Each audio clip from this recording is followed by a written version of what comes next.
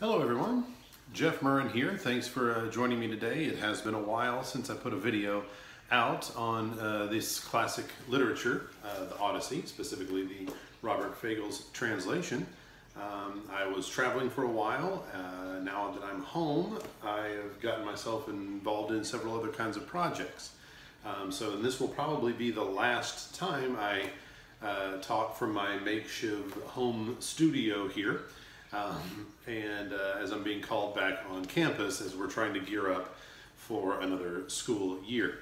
I will be continuing these videos though because I find them useful in my classroom, and we are going to entirely online learning right now as the COVID-19 disease is spreading throughout the United States.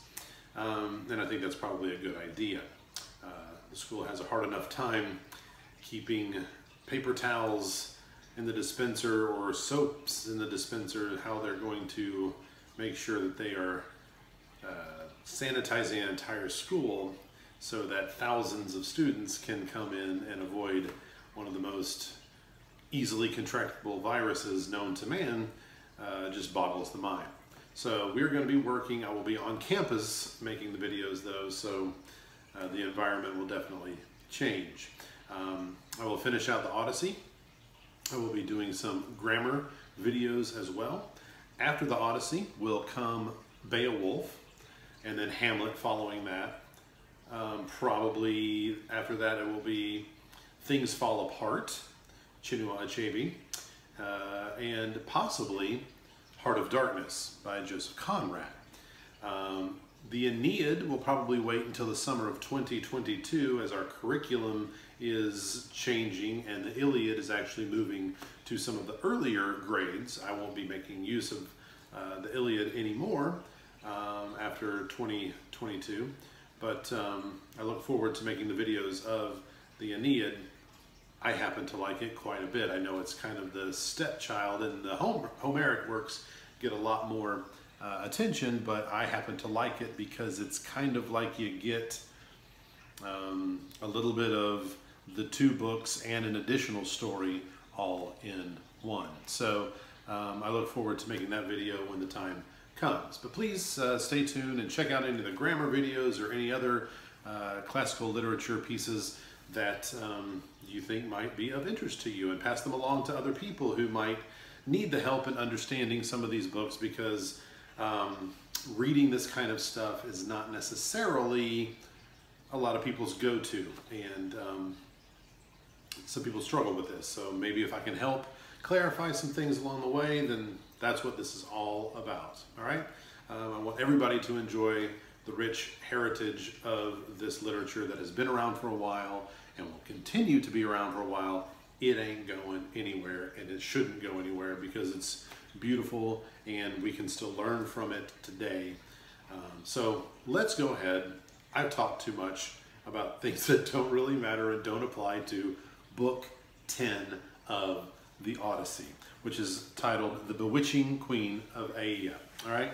And this is a reference to, or that title is a reference to the sorceress Circe, which we will see here, who gives Odysseus a very important piece of information, something that he was going to have to do to get the right bit of information, I'll put it that way, so that he can get home safely after all his struggles so far.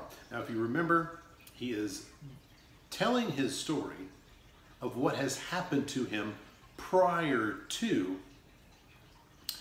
meeting Nausicaa and meeting King Alcinous, all right? And so the story began in the middle and moved to a certain point.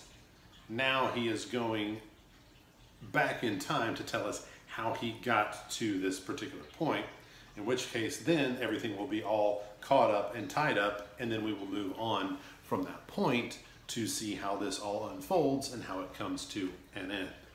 All right? So I'm just going to start here at the beginning. I'm going to read some things and talk about it like I always do. It said, we reached the Aeolian Island next, home of Aeolus.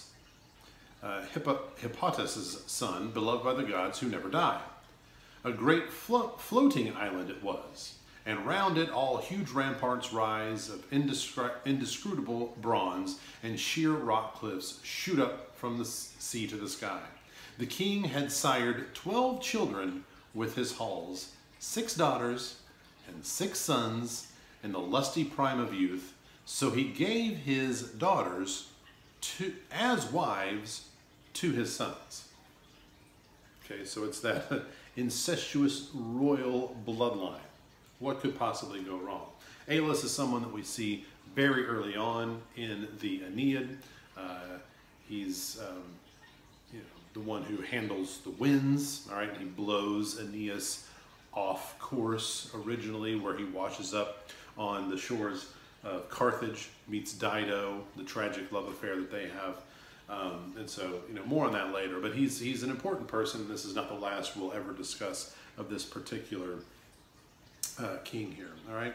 So moving on to page, the second line of 231 it says, Aeolus hosted me 1 entire month. He pressed me for news of Troy and the Argive ships and how we sailed for home, and I told him the whole long story, first to last. Skipping a couple lines. This is important right here. It says, he gave me a sack, the skin of a full-grown ox, binding inside the winds that howl from every quarter. For Zeus had made that king the master of all the winds, with power to calm them down or rouse them as he pleased.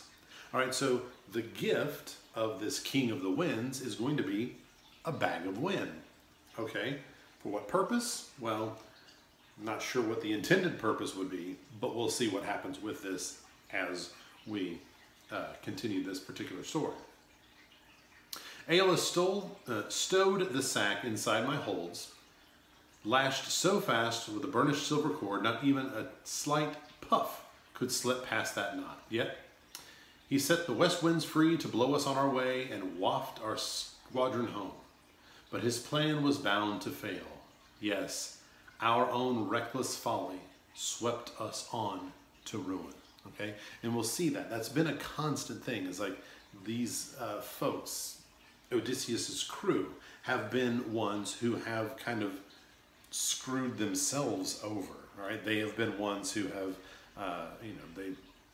you'll see, sacrificed and ate the bulls or whatever that were meant to be for the sun god, and that's been displeasing to them or to the sun god. So they go through all kinds of hardships. This is another thing where their own stupidity actually comes and works against. Well, all stupidity works against anybody who has it. Okay, I've rarely known anyone who's like, my stupidity worked to my benefit. But anyway, all right. So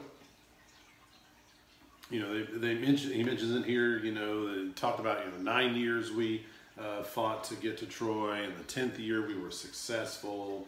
But as the crew is setting sail, the crew has mutinous thoughts. They're like, what is this in this bag? Odysseus has treasures that we're not privy to. He's keeping things for himself. So, in their fatigue and their time together on a ship, it seems as though they have a lack of respect for one another, a lack of respect for their leader, and you can just see things kind of starting to disintegrate amongst the crew there, all right? So you see on page 232, that first break there, line 51, it says, a fatal plan. But it won my shipmates over. They loosed the sack, and all the winds burst out, and a sudden squall struck and swept us back to sea, wailing in tears far from our own native land. And I woke up with a start, my spirit churning. Should I leap over the side and drown at once, or grit my teeth and bear it, stay among the living? So this has gotten so bad that even Odysseus is like, I might just, plunge myself into the sea and end it all.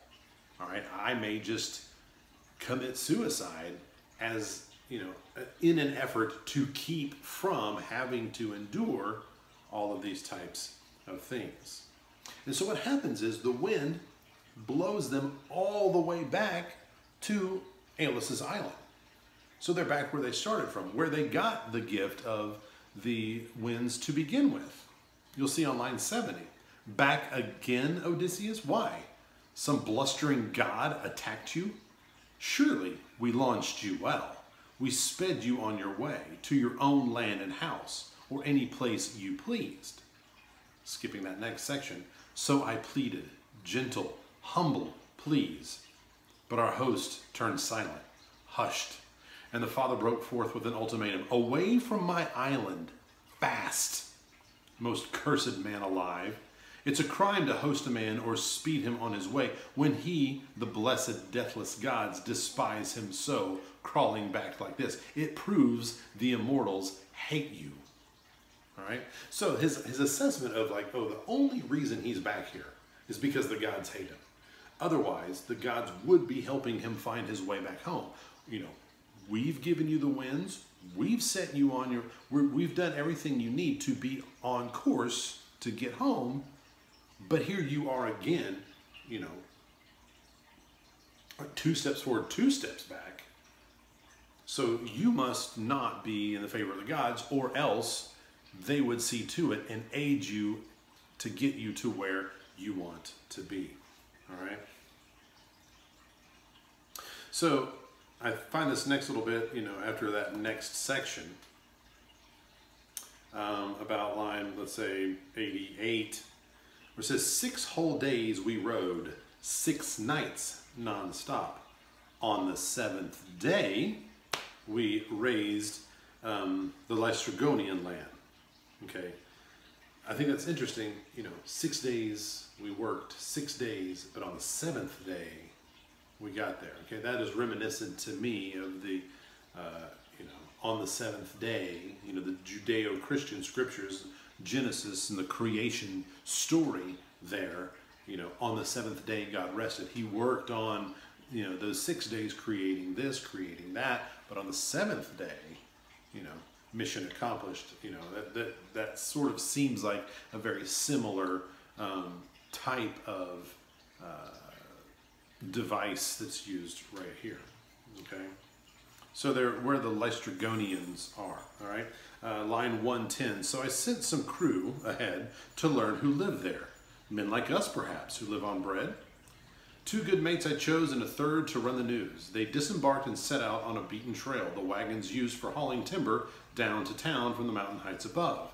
And before the walls they met a girl drawing water, Antiphates' strapping daughter, king of the Lystragonians. She'd come down to a clear running spring, Artesia, where the local people come to fill their pails. My shipmates clustered around her, asking questions. Who was king of the realm? Who ruled the natives here? She waved at once to her father's high-roofed halls. They entered the sumptuous palace, found his wife inside, a woman huge as a mountain crag, who filled them all with horror. Straightway, she summoned royal Antiphates from assembly, her husband, who prepared my crew a barbarous welcome. Snatching one of my men, he tore him up for dinner, and the other 2 sprang free and reached the ships. But the king let loose a howl through the town that brought tremendous Lystragonians swarming up from every side. Hundreds, not like men, like giants. Down from the cliffs they flung great rocks a man could hardly hoist, and a ghastly shattered din rose up from all the ships. Men, in their death cries, hulls smashed to splinters, they sprinted the crews like fish and whisked them home to make their grisly meal. So we have the cannibalism here of these giants on the Lystragonian island. All right. Going to the next section. From there we sailed on, glad to escape our death, yet sick at heart for the dear companions we lost. Okay. We reached the Aeolian Island next, home of Circe, the nymph with lovely braids, an awesome power too, who can speak with a human voice. The true sister of murderous-minded Aeetes. Both were bred by the sun, who lights our lives. Their mother was Perse, a child the ocean bore. All right. So, what goes on with Circe here? All right. So let's see.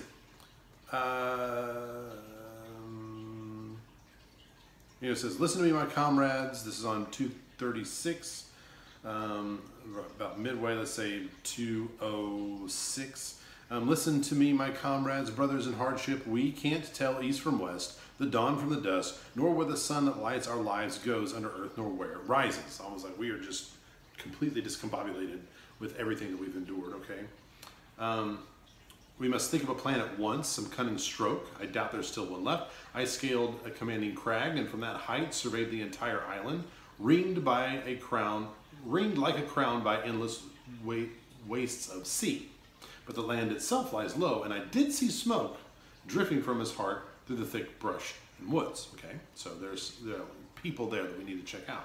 My message broke their spirit as they recalled the gruesome work of the Laestrygonian king and the hardy cannibal Cyclops thirsting for our blood, and they burst into cries, wailing, streaming live tears that gained us nothing. What good can come of grief? All right, so they're like, hey, man, it's not once bitten, twice shy. It's at least twice bitten, twice shy. You know, how much more of this we're going to have to endure, okay? It's interesting, though, that he says, what good can come of grief? Because if you remember, when he was on the island of Ogygia, Calypso's island, he spent every single day at the shore, looking out the waters, weeping, crying for home. So to me, it's that he should definitely understand what good can come of grief, because he's never let go. The whole reason they're striving so hard to get home is because he's grieving the loss of the kinship he has with his own family. Okay, what good can come of grief? Well, you know, dedication to keep moving in the right direction, I would think, would be one thing that could come from grief. All right, page 237. Second line there, the first sentence, says, deep in the wooded glens they came on Circe's palace, built of dressed stone and on a cleared rise of island. Mountain wolves, this is interesting, mountain wolves and lions were roaming around the grounds. She'd bewitched them herself. She gave them magic drugs, but they wouldn't attack my men. They just came pawing up around them, fawning, swishing their long tails, eager as hounds that fawn around their master coming home from a feast, who always brings back scraps to calm them down. All right, so we can see that she has this power over nature. She has this power over these particular creatures. All right, which I think is important, as you'll see here in a moment. We see the character Eurylicus. Eurylicus is somebody who is extremely skeptical, okay? He's the one who remains twice bitten, twice shy, and he's like, I'm not going anywhere. I'll stay right here by the ships. I think something weird is going to happen, okay? Which seems completely rational to me. This is the fourth line after that break at the bottom after line 250. It says, only Eurylicus stayed behind. He sensed a trap. She ushered them in to sit on high-backed chairs. Then she mixed them a potion, cheese, barley, and a pale honey mulled in Pramnian wine. But into the brew she stirred her wicked drugs to wipe from their memories any thought of home. That's their whole thing. They're trying to get home, but she's going to wipe that memory of home from them, all right? Once they drained the bowls she filled, suddenly she struck with her wand, drove them into her pigsties, all of them bristling into swine. She turned them into pigs, with grunts, snouts, even their bodies, yes. And only the men's minds stayed steadfast as before. So off they went to their pens, sobbing, squealing, as Circe flung them acorns, kernel nuts, and mast, common fodder for hogs that root and roll in the mud. All right, so Eurylicus may have been onto something. He's not a pig, while the rest of them have been turned to pigs, sent into pigsties, and are now being fed food that is appropriate for pigs. Okay. So we have a visit from Hermes, we see on page 239. 4 lines into that first break there after line 300. It says, Hermes, god of the golden wand, crossed my path, and he looked for all the world like a young man sporting his first beard, just in the prime and warm pride of youth, and grasped me by the hand and asked me kindly, Where are you going now, my unlucky friend, trekking over the hills alone in unfamiliar country? And your men are all there in Circe's palace, cooped up like swine, hawked by Jowl in the styes. Have you come to set them free? Well, I warn you, you won't get home yourself. You'll stay right there, trapped with all the rest.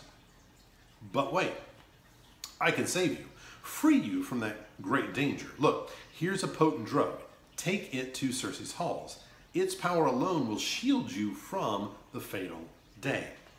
Let me tell you, all the witch's subtle scraps. She'll mix you a potion, lace the brew with drugs, but she'll be powerless to bewitch you. Even so, this magic herb I give will fight her spell. So I'm going to give you a potion that will render her potions that she will give you powerless, so that you can stay, free and clear of all of her evil intentions to keep you where you won't, get home. All right. It says, now here's your plan of action, step by step. The moment Circe strikes with a long, thin wand, you draw your sharp sword, sheathed at your hip, and rush her fast as if to run her through. She'll cower in fear and coax you to her bed. But don't refuse the goddess's bed, not then. Not if she's to release your friends and treat you well yourself. But have her swear the binding oath of the blessed gods she'll never plot some new intrigue to harm you. Once you lie there naked, never unman you, strip away your courage. Okay, so what we have here is, you can see the obvious. Odysseus trying to get home to his lovely wife Penelope, sleeping with Calypso, sleeping with Circe, while Penelope is at home with all of these suitors, okay, and she hasn't touched a single one. All right, okay. So this happens. She's unable to bewitch him. All right, line 361 on page 240. Who are you? Where are you from? Your city, your parents. I'm wonderstruck. You drank my drugs. You're not bewitched. Never has any other man withstood my potion ever. Once it's passed his lips and he has drunk it down, you have a mind in you. No magic can enchant. You must be Odysseus, man of twists and turns, Hermes, the giant killer, god of the golden wand. He always said you'd come.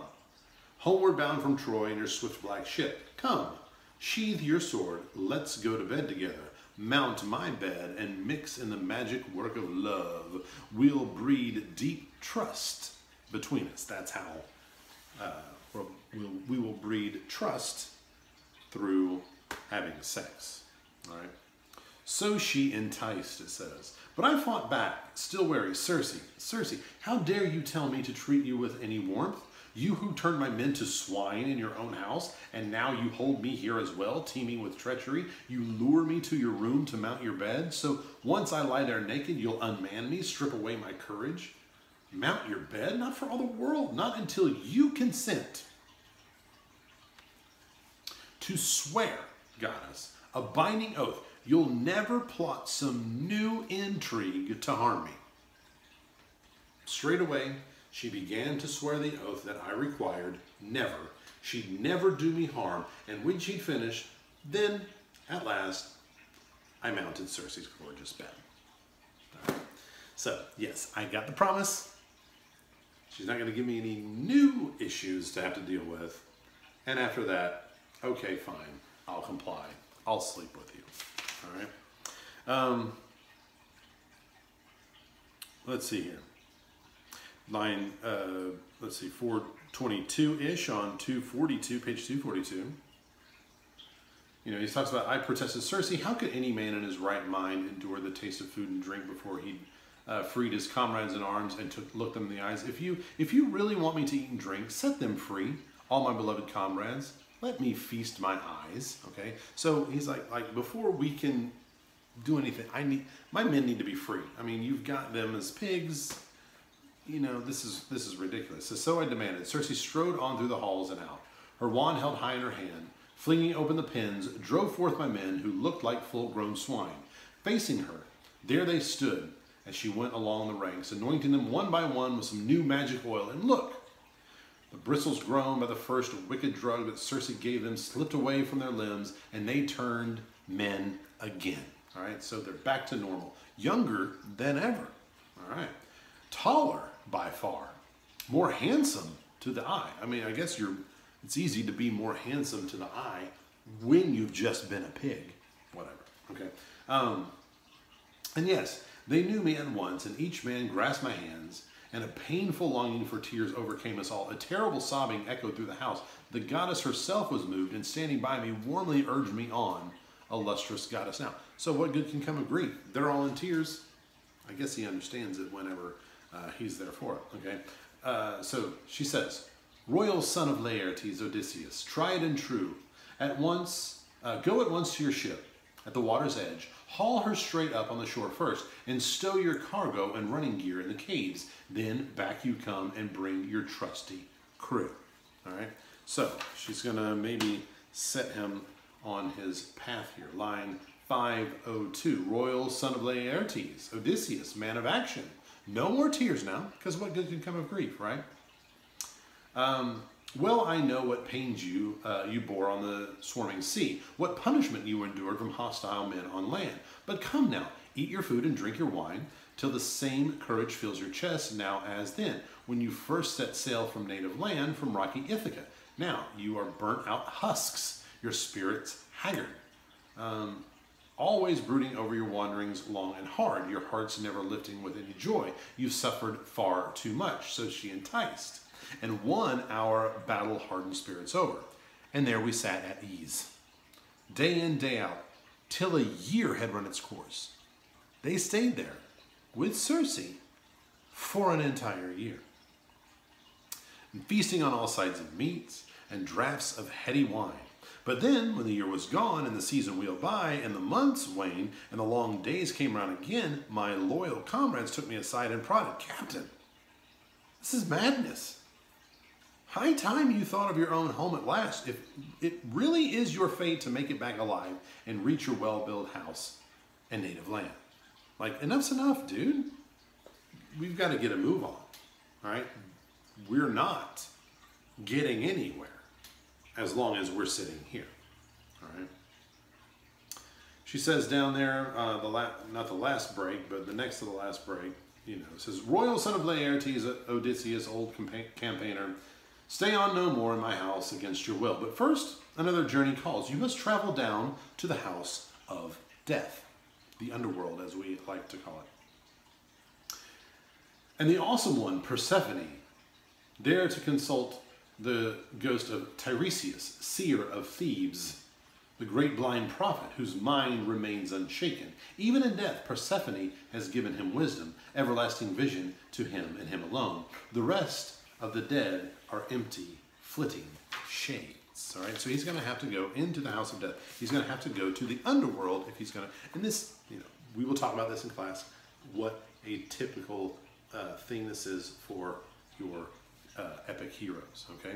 Even more, she says, after that break after line 550 on page 246, says, Royal son of Laertes, Odysseus, born for exploits. Let no lack of a pilot at helm concern you. No, she's giving him directions on how to get to the realm of the dead. Just step your mast and spread your white sail wide. Sit back and the north wind will speed you on your way. But once your vessel has cut across the ocean river, you will raise a desolate coast and Persephone's grove, and her tall black poplars, willows whose fruit died young. Beat your vessel hard by the ocean's churning shore and make your own way to the moldering house of death. And there, into Acheron, the flood of grief, two rivers flow, the torrent river of fire, the wailing river of tears that branch off from Styx, the stream of hate, and stark crags looms, where two rivers thunder down and meet. Once there, go forward, hero. Do as I say now. Dig a trench of about a 4 arms depth and length, and around it pour libations out for all of the dead. First with milk and honey, then with mellow wine, then water, third and last, and sprinkle glistening barley over it all, and vow again and again to all the dead to the drifting listless spirits of their ghosts that once you return to Ithaca, you will slaughter a barren heifer in your halls, the best you have, and load a pyre with treasures. And to Tirisius alone, apart, you will offer a sleek black ram, the pride of all your herds. Okay, so, promise that you will, once you return, offer the sacrifices to the gods that they deserve for helping you get home finally. And once your prayers have invoked the nations of the dead in their dim glory, slaughter a ram and a black ewe, turning both their heads towards Eurylicus, but turn your head away, looking toward the ocean river. Suddenly, then the countless shades of the dead and the gone will surge around you there. But order your men at once to flay the sheep that lie before you, killed by your ruthless blade, and burn them both. And then say your prayers to the gods, to the almighty god Death, and the dread Persephone. But you, draw your sharp sword from beside your hip, sit down on alert there, and never let the ghosts of the shambling, shiftless dead come near that blood till you have questioned Tiresias yourself. Soon the great Seer will appear before you, captain of armies. He will tell you the way to go, the stages of your voyage, how you can cross the swarming sea and reach home at last. So the information that you need will be from Tiresias when you get there.